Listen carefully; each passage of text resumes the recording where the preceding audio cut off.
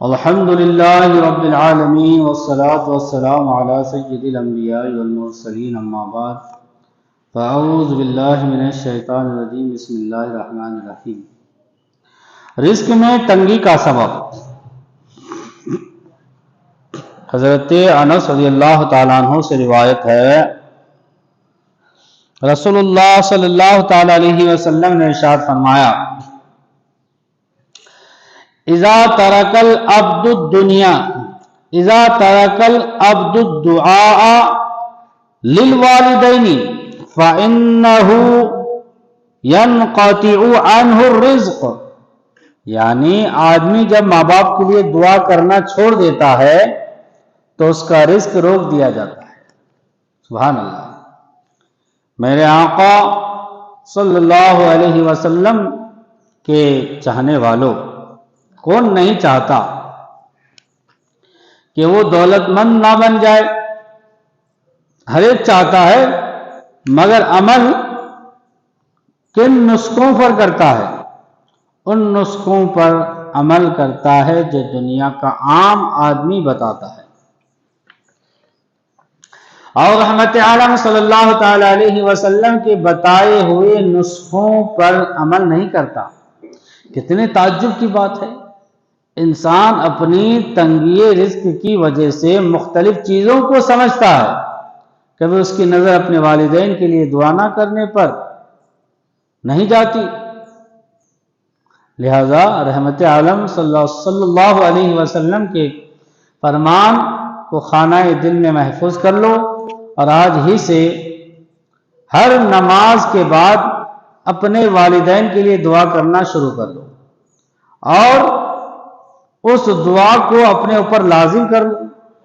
رب اجعلنی مقیم الصلاۃ ومن ذریتی ربنا وتقبل دعا رب اغفر لی ولوالدی وللمؤمنین یوم یقوم الحساب۔ اے میرے رب، مجھے نماز کا قائم کرنے والا رکھ، اور کچھ میری اولاد کو۔ اے ہمارے رب، ہماری دعا سن لے۔ اے ہمارے رب، مجھے بخش دے، اور میرے ماں باپ کو اور سب مسلمانوں کو جس دن حساب قائم ہوگا۔ انشاءاللہ روزی میں برکت بھی ہوگی اور کبھی تنگی کا سایہ بھی نہیں آئے گا۔ اس دعا کو پڑھتے رہیں گے تو اس میں ماں باپ کے لیے بھی مغفرت کی دعا ہے، اپنے لیے بھی ہے، تمام مسلمانوں کے لیے بھی۔ تو اس دعا کو پڑھتے رہیں گے تو روزی میں تنگی بھی نہیں آئے گی اور برکت بھی ہوگا۔ رب قدیر جل جلالہ اپنے پیارے محبوب صلی اللہ علیہ وسلم کے فرمان پر عمل کرنے کی توفیق عطا فرمائے۔ حضرت عبداللہ ابن عباس رضی اللہ تعالیٰ عنہما سے مروی ہے کہ رسول اکرم صلی اللہ علیہ وسلم نے ارشاد فرمایا کہ قیامت کے روز سب سے سخت عذاب اس شخص کو دیا جائے گا جس نے کسی نبی کو قتل کیا ہو، یا اسے کسی نبی نے قتل کیا ہو، یا اس نے اپنے والدین میں سے کسی کو قتل کیا ہو، اور تصویر بنانے والے کو اور ایسے عالم کو جو اپنے علم سے فائدہ نہ اٹھائے۔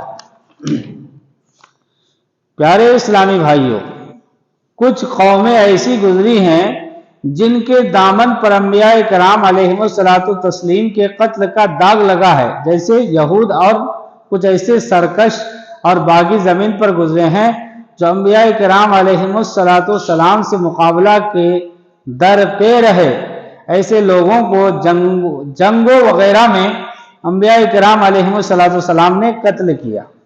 ان کا ٹھکانہ تو جہنم ہے ہی ہے، لیکن ساتھ ہی ساتھ والدین کے قاتل کے حوالے سے سخت ترین عذاب کی وعید تاجدار کائنات علیہ افضل الصلوات نے سنا کر یہ واضح فرما دیا کہ انبیاء کرام علیہم الصلاۃ والسلام کو قتل کرنے والا کتنا جابر اور سخت دل ہوگا،